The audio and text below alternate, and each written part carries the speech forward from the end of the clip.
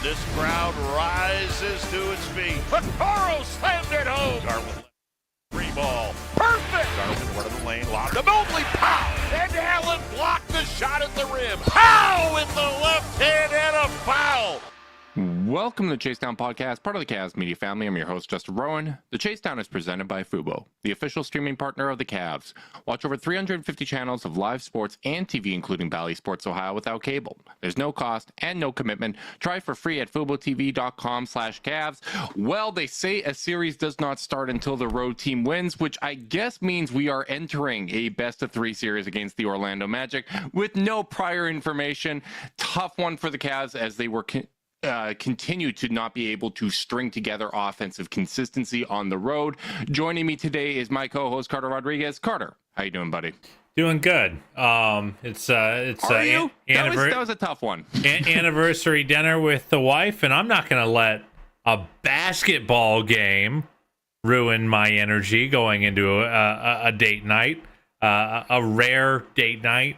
No, I'm sad. You're channeling LeBron with the it's just basketball at the end of the day. No, I'm sad and frustrated. They as much as you want to say it's one game, it's individual games, and it doesn't matter if you win, by 1 or 100.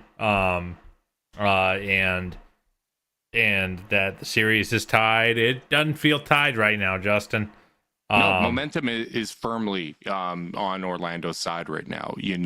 I think, obviously, I saw a tweet that Tim Bontemps put out, a ESPN stat, that this is the 4th series in NBA history to be tied 2-2 with 20-point leads in each win. But when you're looking and kind of diagnosing those wins, Orlando was able to make pushes later in games in both of those home Cleveland wins. Cavs, it's been a bit of the opposite, right? Like I thought they came out today with a very good game plan. I liked what they were doing in the first half. A 60-point first half, you're feeling good about it. You feel like, hey, the Cavs are going to be on the right side of 100 points again today. And then none of that really continued. And I think the disappointing thing for me, kind of looking at this performance, is I feel like the Cavs went away from what was working more than Orlando pushed them away from that. Right. Like I feel like they got a little bit rushed. Orlando scored, a couple quick baskets to open the third quarter.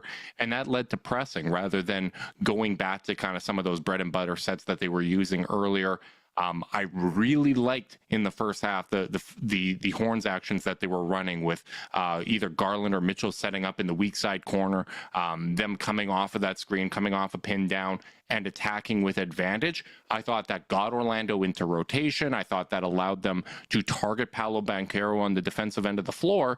And I didn't really feel like Orlando was making some defensive adjustment that took those type of sets away, that made it harder for the Cavs to, run their stat pick and rolls, run the things that were working. I feel like the Cavs just kind of got away from that and didn't show composure on the offensive end of the floor. It's another game where a rope is let go of.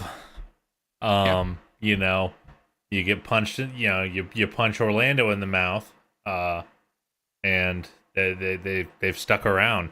Even in game 1 and 2, they stuck around and made it and made the Cavs beat them. Mm-hmm. I just don't think this team has done that. I mean, a 37-10 quarter is about as bad as I've ever seen. A 29-point half, a total collapse. Especially like when you consider that this isn't a particularly strong offensive Orlando Magic team, right? Like what we saw last year in the postseason. Like the Knicks had their runs, but it wasn't 37-10, right? Like the Cavs managed to, for the most part, stay in the majority of those games. And, it was a little deflating when they couldn't close them out or they couldn't get over the hump. Kind of the typical thing where you see a team use up a lot of energy to erase a lead and then they just don't have enough to get it over the goal line. That's not what we're seeing here. We're seeing, just a complete abandonment of what's working. And we've now seen with this group of the core 4, we've now seen 9 playoff games of them together, and they've only scored over 100 points once. And I think I was coming into after watching the first half, I was saying, I really like what we've gotten out of the core. Donovan is really pacing the team. He's playing great basketball. That's forced Jalen Suggs to be on him pretty much full time. That's opened up opportunities for Darius to get guys going. Jared Allen has been great. I thought Mobley had a good first half, and it was like, we just need kind of the guys like Max Strus and George Niang and Karis LeVert and Isaac Okoro. We need them to step up and kind of join the party. And in the second half, it went the other way. Like I the really starters were the ones that let go of the game. 100%. I think the third quarter was one of the toughest that I've seen from Evan Mobley offensively. I think obviously Donovan Mitchell had possibly his worst playoff half as a Cavalier. 18 points in the first half, 0 points in the second. 6 turnovers to 6 assists, and I think a lot of those came in the second half. I just felt like he was pressing a little bit too much, and it was just really disappointing to see them go away from that. And honestly, I think from an accountability standpoint, it always starts with the stars. Like when the stars aren't performing at that level, that's where you need to start, because those are the type of guys. Like when you bring in a guy like Donovan Mitchell, you want those type of runs that other teams make to be answered by your star. How many times, it's so unfair to compare him to LeBron James, but that's our reference point. But when other teams would go on runs, you'd get kind of those timely buckets to settle things down. And we were getting those in games 1 and 2. We were getting those. Yeah, 100%. He was doing that, and that's kind of a consistent theme when we talk about the series is the things that we need to see the Cavs do. We've seen them do. We've seen them do it in the series. We've even seen it on the road in Orlando. It's just not coming at a consistent rate. And that's what makes it the most frustrating, because it's not like we're seeing anything that we don't have an answer for. They're not getting out-talented. They're not. No, it's not a situation where you need to reinvent the wheel necessarily. It's why are we getting away from the wheel? Why are we removing the tires and trying to get this car to move? Yeah. I mean, Mitchell and Mobley, 1 for 11 in the second half, 0 of 3 from 3. Neither got a free throw attempt. Johnny had 4 turnovers to 4 field goal attempts. Yeah. Just pretty devastating stuff. I mean, you look at the second half plus minus, and it kind of just tells the story. In just the second half, Max was minus 26. Evan was minus 29. Donovan minus 28 and Darius minus 31. Those type of swings just can't happen, brother. Right? I mean, this is the postseason, man. This is a team that is not that much better than them, and you can, and it just feels, it again. I was kind of kicking myself for being a little bit more pessimistic going into this series, saying Cavs in 7, but I said on that Garage Beers pod that we guessed on that I thought Magic in 7 was, the next most likely outcome. And this is the kind of thing I thought might happen, where it's like the team just is not consistent in who they are. And it's especially disappointing given that has been their kind of trademark in this era. Is on a night-to-night basis, you kind of knew what this team was going to give you, and then I just feel like starting in last year's postseason and through much of the year, I didn't know what kind of Cavs I was going to get on a night-to-night or a quarter-to-quarter basis. So that part's disappointing. And then you also just look at the fact that they're getting even less from their role players. And I don't know if it is a byproduct of, because last year against the Knicks, it felt very clear to me, at least, that it was like they didn't have role players that they could rely on. The stars were getting okay looks for them, I guess. But they were just not getting guarded.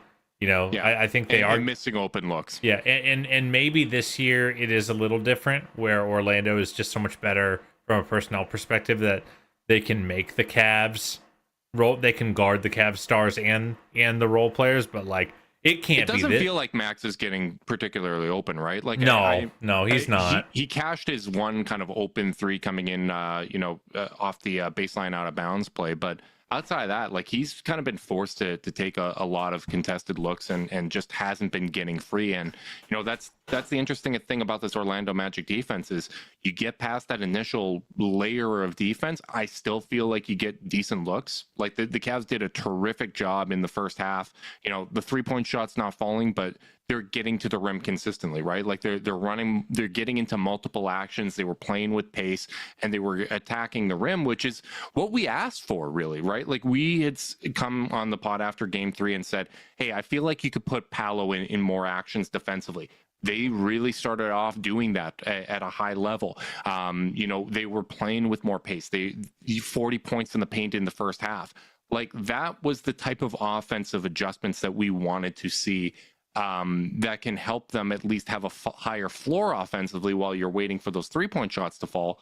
And then, like I said, you just got away from that. And it's disappointing. Obviously another one of those major stories is the discrepancy between bench production and, Isaac Okoro plays nearly 40 minutes in these 2 games at 0 points, only takes 3 shots. Like, that's not working well. The Nyanya and Strus minutes aren't going well. Karis LeVert.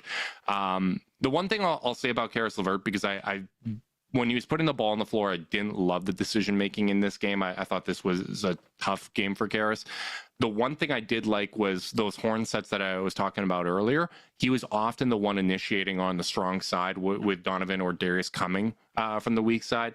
I thought that those sets really worked well, and that was some of the Cavs' best offense on the night. Not that he was doing anything, particularly impressive on those plays, but I just wanted to point out that I did like those kind of actions. But, I mean, you look at this stretch where the Cavs just haven't been able to generate playoff offense, and everybody is going to pick and choose where they want to assign blame. It really is across the board because, people are going to focus on the 2 big lineups. Well, coming into this game, offensive rating of 87 when it's just Mobley out there and 109 when it's just Allen, right? I'm sure those aren't going to be improved a whole lot from this game. Neither of those offensive ratings are good enough, right? You could talk about the guard play. I think you absolutely should. We talked about how Donovan Mitchell paced them well in the first half and fell apart in the second half. Garland was getting free with Jalen Suggs finally off of him, but he drives into congestion far too frequently, right? Like those mid-range pull-ups are available for him.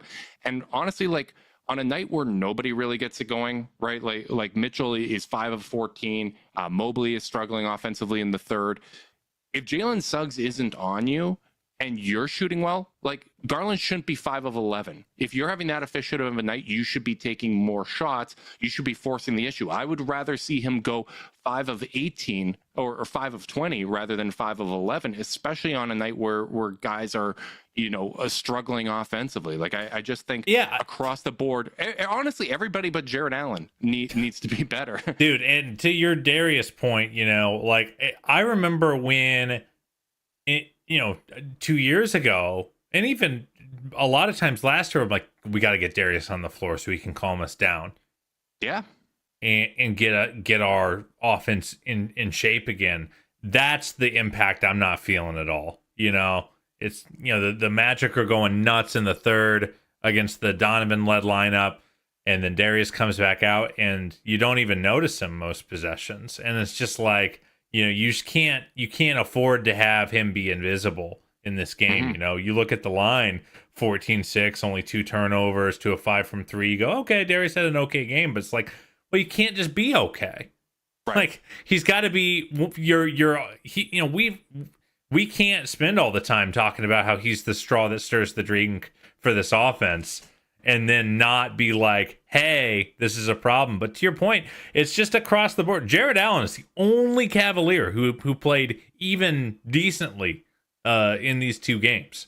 And you just can't have that happen. You can't have this degree of a collapse. And like, I don't know, because of that, this is again, I feel like I have deja vu where, if they can't turn this around, it's so hard to even identify what's wrong because it's going wrong so thoroughly. Donovan is not able to score even remotely efficiently. The role players can't hit threes. I mean, I guess if I'm JB, game 5 is when I start trying more Marcus Morris, I guess. The Merrill minutes haven't gone that well. No. Everyone's saying play Sam more, but I'm not really seeing that. I've not seen him get a lot of reason. I guess you just probably just need to say we're just going to play as good a defense as we can. I feel like the Cavs have looked their best in this series when they're just mashing Orlando with size and strength, and it'd be nice to have Dean in this series, but you don't. So if Niang's going to play 17 minutes and only take 1-3, and your team's only going to take 17 in the game, and 7 in the first half when your offense was even doing well, then you might as well try something. But I spent all season talking about pumpkin insurance, and too many guys are turning into pumpkins right now. You can only afford to have 1 or 2, especially when you're not at full health. So I don't know, man. It's a bummer. It's a bummer that this offense has found no road to consistent production. I thought their process was better in game 1 and 2. I mean, it's easier to feel that way because they won those games. Yeah. But I thought their process in the first half was awesome. I was like, oh man, they really figured something out, and then it's just a complete abandonment, to your point. So I don't know if it's a matter of changing the strategy or just, I don't know, believing in your strategy a little more, or not having or having a counterpunch in your bag when a team does change a little bit to mess with what you're doing. I don't know what combination it is. I think at this point, again, the series is tied, but it doesn't feel tied. It feels like Orlando has all the cards going in. And of course it's going to feel that way. They won 2 in a row. I do wonder how much I'd be having this conversation if we lose this game by 4 points. But I mean, the worst loss in franchise history followed by another 30-point loss. I mean, you at least have to consider, that, something big might be wrong.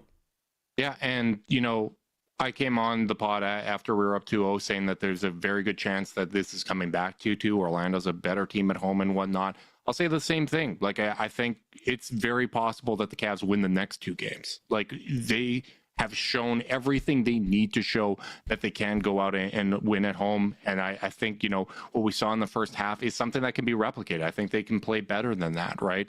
It's just about whether or not this team is able to find that level of consistency. So we'll see if there's some changes going into game 5. The one thing I think we can kind of count on to not change up, though, with game 5 is where we'll be recording after, which is Zoom. Support for this podcast and the following message comes from Zoom. 500,000 businesses connect using Zoom, a single platform for phone, chat, workspaces, events, apps, and video. Zoom enables real-time collaboration for teams around the globe. Zoom, how the world connects. Carter, you mentioned the possibility of, going to a little bit more Marcus Morris and leaning into that defensive identity rather than, I would assume that would be for Niang, who has kind of struggled, especially with Orlando upping the pace. The tough thing is, we talk about the Cavs offense and the struggles that they have. When the Cavs have offensive struggles, it's basketball those struggles lead into offensive success for Orlando because that allows them to get out into transition. That allows them to not face a locked in half court Cavs defense because the first half Cavs were on a string. They were showing and recovering. The recoveries were there. So many good possessions that they just stopped doing. Right, but they just stopped. But how many possessions in the second half were Orlando coming off of a miss, pushing with pace, and they weren't even able to get set to get into that defensive identity again, right? I think there is some of that. There were some tweaks. I noticed Keith Smith over at Spot Track kind of noted that they started setting their screens damn near half court. Right. To just kind of get that running start. Which is something the Cavs did early in the series. Like they've really gone to those high screens against Orlando to try to break up that perimeter defense. So like I don't know, but that's where I kind of go back to the you got to have a counterpunch, man. Like again, you're up 9 points going into the third quarter. Even if you only score 10 points, if you only allow 20, the game's tied going into the fourth. And we know the team can. I appreciate the math lesson, by the way. I know.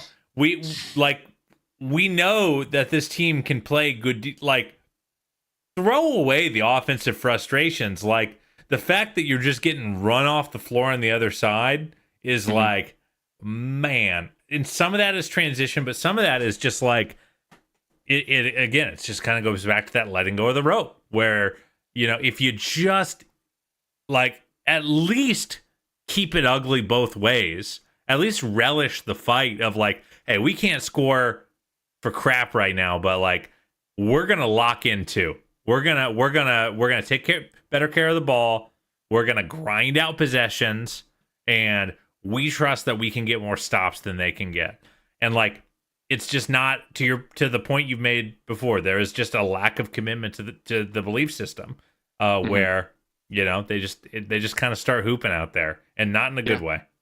Yeah, right. Like, I continue to think that when they run the stuff, it looks good. They generate good looks, and it's just, whether you want to call it lack of discipline or whatever the cause is, right? Like that's the type of stuff that we just will never know unless you're in that locker room. So I don't feel comfortable even speculating. But whatever it is, the end result is getting away from what's working, and that's so frustrating because I can see, when you are running something and you're generating good looks and you're missing those looks and you're not having success offensively, I understand as a basketball player how you would get away from that, right? You're going to try to get something else to go back to your comfort zone, go back to your pet plays, try to get something to see the ball go in the hoop. But when you're having offensive success and you're still going away from that, that's something that I have a harder time kind of scoring away. And you just don't know who to be mad at, like, right, so I'm going to default to, I'm just going to be bummed with everything. Right. And that's why you can't, like, anyone that's trying to simplify this and put it on any one person. Usually that's because they're trying to, they have their favorite players that they want to defend and whatnot. And that's, you can't do that here. Like, Darius needs to be better. Donovan needs to be better. Evan needs to be better. Jarrett, you get a pass. And again, this is maybe one of those examples, just to briefly take it to the macro here. Everyone wanted their pound of flesh with Jarrett Allen last postseason. And I think, he's an example of how things can turn around on an individual level and an individual basis. And we understand that Darius and Donovan are both playing through injuries and there's mitigating factors here. But with the state that they're in, the decision making is poor. Right, like you made a really smart point about how Donovan, even though he's lacking some of what he typically would have offensively, he learned to play with those limitations and kind of had an understanding of what he can go to. I don't feel like that understanding has been as sound. Like, even in the first half, there were times where I felt like he was pressing and, the ball got a little bit loose, but either he or someone else on the team recovered it, and those kind of mistakes weren't really punished. In the second half, they all got punished and everything went the other way. So I just feel like there just hasn't been that, that same kind of composure out of him, which you'd really hope that he'd be kind of leading the way when it comes to composure. Yeah, you would hope that. It's just it's just disappointing. I'm trying to remind myself that this is 2-2, and but like it's just I think part of you mentioned the Jarrett thing. That Jarrett's been so good in all 4 games. He's been terrific. All 4 games. He's the only one who's been great consistently in this series, and. You think I just kind of thought like I don't know, maybe I thought it would be a little bit more 1-to-1. It's like, okay, Jarrett figured things out and look at all the other things that's opening up. Yeah. And at least on the offensive side of the ball, I thought we were great on defense last year. I will go to my grave saying that we were great on defense last year. Yeah. but Jarrett maybe got out of our defensive scheme a few too many times and that impacted rebounding, but overall I agree. Sure. But like in this instance, they are they are so, they're still so lost, even with a player playing great on that side of the ball, that you kind of hoped everything would kind of click into place, and it's not at all, dude. They have better personnel with better reputations that required being guarded, and it's still not working. And maybe it just comes down to the guards are either gonna be good enough in the postseason or they're not. And maybe for all the searching we do for roster construction and scheme and flexibility, like it might just come down to, hey, if Darius and Donovan aren't like the third and fourth best player in the series, at least, you're just not going to win, which they're not right now.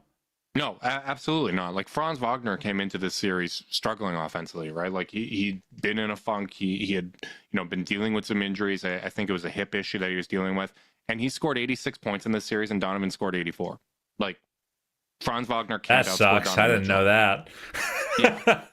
Yeah, he's outscored Donovan Mitchell in this series. And, that's when you talk about adjustments, like we want to say shoot better. But, tonight or this afternoon, Cavs didn't even really get up threes. Like, that was a disappointing thing. Like, I liked what they did to attack the basket and, get Paolo potentially in foul trouble. I felt like there was a few times where he could have picked up his third, fourth, and fifth pretty easily and didn't. But, you understand that it's going to take something pretty blatant for him to actually get put into foul trouble. But, the fact that they weren't even getting the threes up, I thought was discouraging. When you're talking about adjustments going into Game 5 and changes to the rotation, you obviously mentioned Marcus Morris. I want to get your thoughts on this, because this, like when Morris has been out there, I've liked what he's given from a toughness standpoint, but I just think from like a sustainability standpoint, I still am a little uneasy. Like it's something that you can try, but it's a buyout player, right? Would you consider going to Isaac Okoro and Max Strus when you're downshifting it as the forwards? And using Isaac as a screener and just try to really go small ball? No, because I don't believe that the offense is going to make up for that answer. I don't think they're going to score enough, and they're going to turn they're still going to turn the ball over, except they're going to be a bunch of 6'5" guys on the floor. Yeah. So it's possible. I think I'm probably just going to roll with every time they've shifted down that far in this series. With only one big on the floor, I've hated what it's done to our defense, and I haven't seen any juice for the offense out of it. So I'd rather play Tristan Thompson and Evan Mobley, and just stay big and really double down on defense. Just be huge and defend. If I can't get anything out of Niang or Morris in this series, I might as well just upshift and try to ugly it up, because I'm not seeing enough from Isaac. I'm not seeing enough from Max. I'm not seeing enough from Karras to say, let's give those guys more run. Yeah, no, that's fair. And sorry, and one other thing is, it also makes it impossible to flip the Merrill switch, because then you're just way small. Like, I think the only time, if I'm JB, the only time I'm gonna JFK in the chat mad that I stole his take in real time about Tristan. Sorry, JFK. But I think that I think the only time I would play Merrill minutes is when I have two bigs on the floor. When I have Evan and Jared out there, that's when I would play Merrill, and it might just mean Darius, Donovan, Evan, Jarrett, you're going to play 44 minutes each, 42 minutes each. And you just have to, and you just try to go down swinging with the only guys who have shown you anything in the series. Because the bench the role guys just so can't. and then you bring in Merrill, you bring in Strus, you bring in Karras, and whoever plays the best in as that fifth guy, I guess you're closing the game. I hate going down to a functional like 6-man rotation, but I think, especially if Game 5 does not go their way, like I would, and I think this is actually important to say because I'm making big. I was about to add. I'm suggesting big swings here. That's my final break glass in case of emergency. That's my I'm about to get eliminated rotation. Yeah, I was going to say I'm not doing that in Game 5. Game 5 you have to bank on these guys, right? Like you have to. The easiest path to turning things around is guys like Niang, Strus finding their rhythm. Isaac, playing like he did at home rather than how he did on the road, right? Like Isaac, I think, has been the biggest shift home to road. Strus and Niang just haven't really had it at either location, but Isaac had been such a big part of those games. And you're right. I was spitballing the joys of doing a live podcast here. If Orlando was trying to ungunk the offense and we were seeing lots of like Joe Ingles at the 4, I think that's something you can go to, but we've seen it go the other way, right? Like we've seen Franz Wagner at the 2. We've seen them go really big, and that really does make it a whole lot harder to downshift to your point. Yeah, and I think what I would do if I were this coaching staff going into Game 5 is I give 1 quarter with the current rotational plan. And if they score 25 plus, not a high bar, they score 25 plus, then I roll. But if Niang comes out and gets, by the way, here's a little we're doing a lot of just vague complaining right now. Here's an actual tactical thing that I talked about when I suggested that they might go back to starting WCJ. Is it allows Mo and Isaac to play together in their second unit, and Isaac at the 4 is killing us on offense. I can't believe the shots he's hitting. He's hitting shots, and then he's also free safetying. He's not the rim protector in these bench lineups because Mo has to be. And so Niang is getting even less. Niang had a ton of open looks in games 1 and 2 that he just missed. He's not getting nothing in Orlando, and that's getting to play the Mobley role, right? And we've seen that consistently, right? Like whether it's Draymond Green, whether that's Jaren Jackson Jr., Evan Mobley, all these kind of big time difference makers defensively. Usually they're allowed to roam a little bit with someone else taking those rim protection duties, and you got Jonathan Isaac, who's one of the best defenders in the league, playing in that role. So it as you said, it's absolutely wreaking havoc out there. Yeah. So I think. I'm giving the team, I'm giving them a chance. Don't get me wrong. I want to give this rotation a chance. But if Niang comes out and misses 2-3 threes, or can't get loose, I'm gonna try the Marcus Morris lever. And if the guard, I was going to say I'd give them a half, I promise I'm not trying to be a smart ass here, but if you go out and you score 60 in the first half, you'll feel pretty good about that. Yeah, well, of course, it's just one of those things. But and then otherwise on the rotation, I probably do something like I try to get Merrill in with the 2 bigs, so you still have the back line to protect him. But if you're not going to generate open threes in this series, which we have not done at a high level, well, you might as well hit the guy who hits the hardest threes on the team, and give it a shot. And honestly, but none of these feel great. I think the biggest difference between us on this podcast in a time like this and people on Twitter is I'm suggesting stuff, but I'm not so sure it's going to work.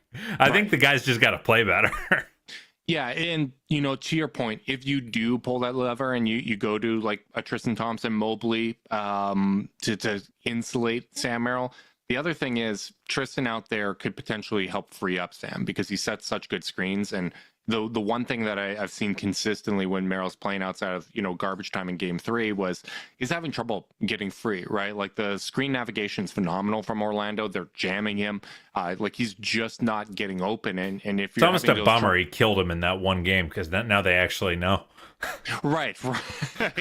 And you know, they had adjusted in the following games against them, and that's kind of unfortunately carried over to the playoffs. So you're right. There aren't easy answers, but so much of this is going to come down to execution. So much of this is going to be, you know, sticking with what's working and expecting more out of, you know, the core four guys, because as much as they brought in shooting and they brought in talented guys to help out, fill out the rotation, it's still like it's going to come down to your best players. That's what the playoffs are all about, and they need to play at that level.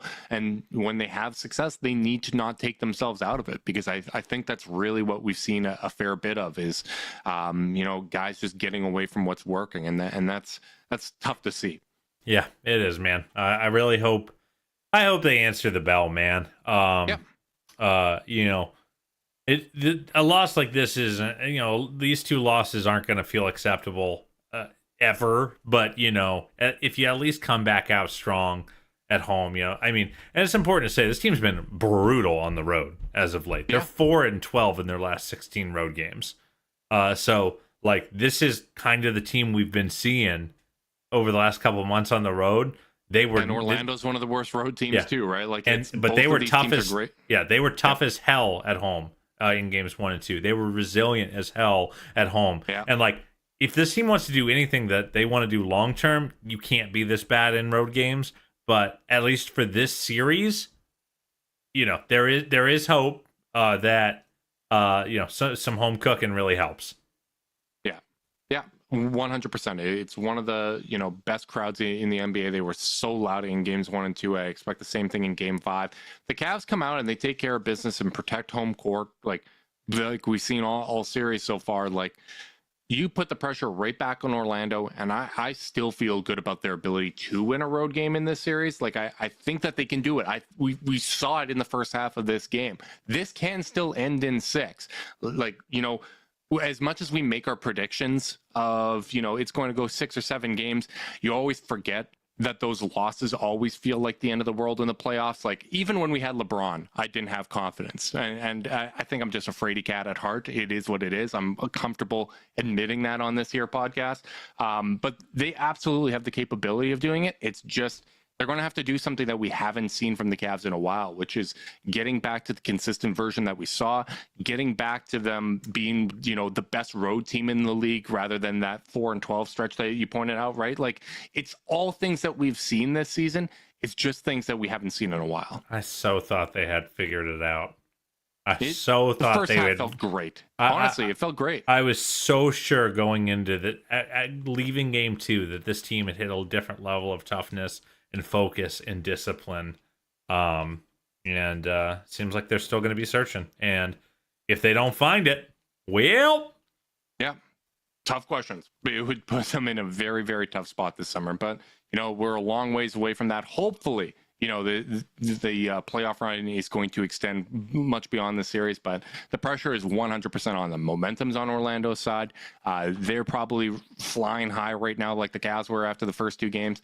Cavs need to come out and make a statement. They need to make a statement early in game 5, dictate the terms of engagement, and get back to Cavalier basketball. Big thanks to everyone that tuned in live on YouTube. Make sure you like and subscribe. Click the notification bell so you know when we're going live. If you're listening via podcast and you want to support us, leave us a rating, leave a review, subscribe, unsubscribe, resubscribe, and help cook those books. Want to be part of Chasedown's exclusive Discord chat? Send a screenshot of their video to chasedownpod@gmail.com. However you choose to support us, we really do appreciate it. Make sure you guys are staying safe out there. Until next time, go Cavs.